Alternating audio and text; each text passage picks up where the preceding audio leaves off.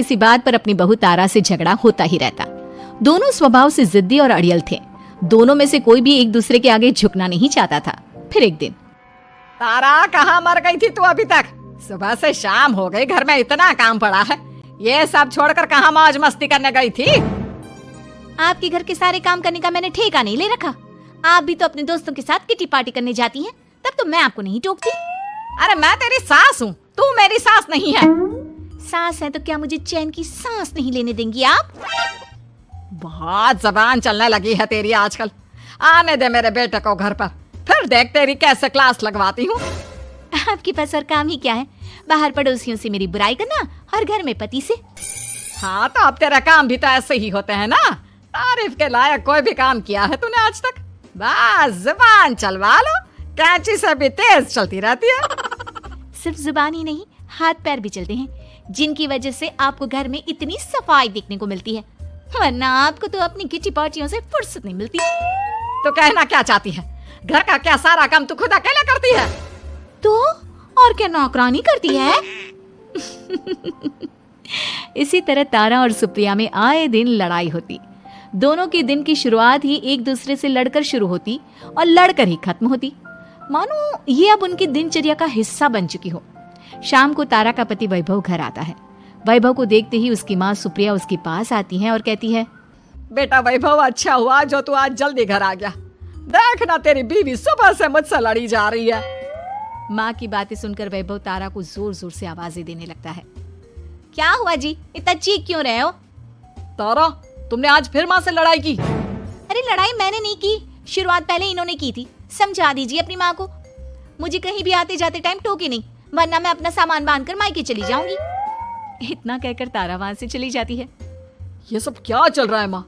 किसी दिन मैं आप लोगों के चक्कर में जरूर पागल हो जाऊंगा। आप लोग कभी प्यार से क्यों नहीं रहते? अरे वो हमेशा मेरी बातों का उल्टा जवाब देती है बेटा। अब तू ही बता मैं क्या करूं? तो आप उसे ताने मारती ही क्यों है माँ?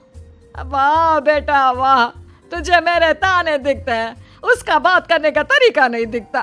देखा नहीं वो किस तरह से बात करती है मुझसे। मुझे माफ कीजिए माँ, मुझे आप दोनों के बीच में पड़ना ही नहीं है। आप दोनों ही एक जैसे हो। इतना कहकर वैभव वहां से चला जाता है। वैभव के जाने के बाद सुप्रिया सोच में पड़ जाती है। धीरे धीरे समय बीतने लगता है और एक दिन सुप्रिया को पता चलता है कि उनके गांव में एक महात्मा ठहरे हुए हैं जो वशीकरण करना जानते हैं। तो सुप्रिया भागते हुए उन बाबा का पता ढूंढने निकल पड़ती है। इस बात की खबर जैसे ही तारा को चलती है, वो भी उस बाबा की खोज में निकल पड़ती है। अगले दिन सुबह, आज तारा और सुप्रिया दोनों ही बहुत अच्छे मूड में होती है। ना सुप्रिया तारा को देखकर कोई ताना मारती है, ना तारा अपनी सास से बेवजह उलझती है। दोनों मिल बांट कर रसोई में काम करती हैं। भाई तारा, जरा मुझे वो चाय पत्ती पकड़ाना। ये लीजिए माँ जी, क्या आप मेरे लिए भी चाय बना देंगी? अरे हाँ हाँ, क्यों नहीं। इसी तरह दिन बीतते हैं और दोनों का रिश्ता भी निखरने लगता है। ऐसे ही देखते 3 महीने बीत जाते हैं। आजकल ये मैं क्या देख रहा हूँ? अचानक आप दोनों के बीच इतना प्यार कैसे हो गया? एक दिन था जब कभी माँ आप तारा को ताने देते देते नहीं थकती थी, और तारा तुम पहले तो कितना उलझती थी माँ से, तो अब ये अचानक क्या हो गया आप दोनों को? अरे यह सब तो एक बाबा का कमाल है, जिसने मुझे ये ताबीज दिया था। सुप्रिया के हाथ में बंधा ताबीज देखकर तारा चौंक जाती है।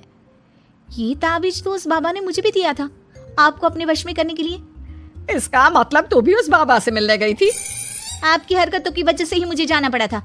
ये सब क्या चल रहा है? मुझे तो आप लोगों की कोई भी बात समझ में नहीं आ रही।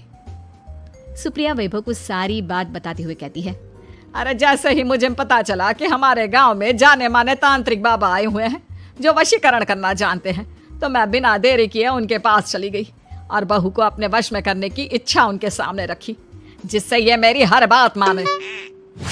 बाबा, मैं अपनी बहू से बहुत दुखी हो चुकी हूँ, वो मेरी एक बात नहीं मानती। आप कुछ ऐसा कीजिए बाबा जिससे मेरी बहू मेरी हर बात मानने लगे। पहले आप मुझे अच्छे से बताइए, आपको अपनी बहू से आखिर परेशानी क्या है? बाबा, वो मुझसे कभी प्यार से बात नहीं करती। मैं उसे एक बात सुनाती हूँ तो वो पलट कर 4 बातें सुनाती है। आप कुछ ऐसा कीजिए ना जिससे मेरी बहू सारी बातें मानने लगे। बाबा सुप्रिया की बातों को ध्यान से सुनते हैं और उसके बाद सुप्रिया को एक काले रंग का ताबीज देते हुए कहते हैं, ये ताबीज तुम्हें अपने गले में पहनना है और जब तक मैं ना कहूँ तब तक इसे उतारना मत। तो क्या इस ताबीज की मदद से मेरी बहू मेरे वश में हो जाएगी? सिर्फ वश में ही नहीं, इस ताबीज के कारण तुम्हारी बहू तुम्हारे आगे पीछे भी घूमने लगेगी। लेकिन बस तुम्हें कुछ काम करने होंगे। कैसा काम बाबा जी? तुम्हें अपनी जुबान पर काबू रखना होगा। उससे जो भी काम करवाना हो हमेशा प्यार से बात करनी होगी। धीरे धीरे वो तुम्हारी मुट्ठी में आ जाएगी। अरे ठीक है बाबा जी, जैसा आप कहेंगे ठीक मैं वैसा ही करूंगी। तारा ये सब सुनकर चौंक जाती है। ऐसा ही कुछ तो मेरे साथ भी हुआ था जब मैं उस बाबा से मिलने गई थी। बाबा जी, मैं अपनी सास से बहुत तंग आ चुकी हूँ। वो हर रोज किसी न किसी बहाने मुझसे लड़ती रहती हैं। आप प्लीज कुछ ऐसा करिए ना जिससे मेरी सास सुधर जाए और मुझे बेवजह टोकना बंद कर दे। तारा की ये बातें सुनकर पहले तो बाबा सोच में पड़ जाते हैं। उसके बाद वो तारा को भी काले रंग का ताबीज पकड़ाते हुए कहते हैं, ये लो बिटिया, इसे अपने गले में पहन लो और जब तक मैं तुम्हें इसे उतारने के लिए ना बोलूं तब तक इसे उतारना नहीं। इस ताबीज को पहनने से तुम्हारी सास तुमसे प्यार करने लगेगी और दिन रात तुम्हारे आगे पीछे घूमेगी। ये सुनकर तारा बेहद खुश हो जाती है। बाबा, इस ताबीज का असर कब तक होगा? अगर तुमने मेरी सारी बातें मानी तो इस ताबीज का असर तुम्हें 2 दिन बाद ही दिखने लगेगा। उसके लिए सबसे पहले तुम्हें अपनी सास को इज्जत देनी होगी, उनके साथ प्यार से बर्ताव करना होगा और अगर कोई भी काम भी करवाना हो तो प्यार से ही बात करनी होगी। फिर देखना वो कैसे तुम्हारे इशारों पर नाचती है। ठीक है बाबा जी, जैसा आपने कहा है मैं ठीक वैसे ही करूंगी। इसका मतलब उस बाबा ने हम दोनों को एक जैसे ताबीज देकर पागल बना दिया। जरूर कोई ढोंगी बाबा होगा। इतने में ही बाबा भी उनके घर पहुंच जाते हैं और मुस्कुराते हुए उनकी ओर आते हैं और उनसे उनके हालचाल पूछते हुए कहते हैं, ताबीज का असर हुआ या नहीं? बाबा जी, आपने हमें एक ही जैसा ताबीज देकर पागल बनाया है। ऐसा कैसे? ताबीज ने अपना काम तो पूरा ही किया है। आप दोनों को देखकर लगता तो नहीं कि अब भी आप लोगों के बीच कोई खटपट है। खटपट तो नहीं है बाबा जी, अब तो मेरी बहू मेरी हर छोटी बड़ी जरूरतों का ख्याल रखती है, मेरी सेवा करती है। हाँ, वैसे अब तो मम्मी जी मुझे ताने भी नहीं देती और ना ही कहीं आने जाने में टोकती हैं। जानते हो ये सब कैसे संभव हुआ? कैसे बाबा जी? यह सब तुम दोनों के कारण ही संभव हुआ है। मैंने जो ताबीज दिया था वो सिर्फ एक धागा ही था। ये चमत्कार तो तुम दोनों ने अपनी जुबान पर संयम रखकर प्यार और संयम के साथ काम करके किया है। बिटिया, कुछ कमी तुम्हारे अंदर थी तो कुछ कमी तुम्हारे सास के अंदर थी, इसीलिए तुम दोनों को सुधारने और तुम्हारी गलती का एहसास कराने का यही एक रास्ता था। बाबा की ये सारी बातें सुनकर सुप्रिया और तारा एक दूसरे की ओर देखने लगते हैं। अब उन दोनों को अपनी गलती का एहसास होता है।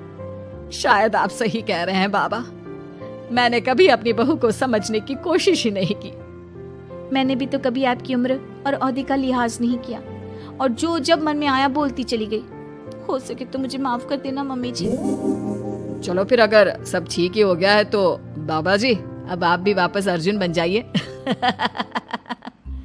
वैभव की बात पर बाबा अपनी नकली दाढ़ी हटाते हैं तो उसे देखकर सास बहू हैरान रह जाती हैं।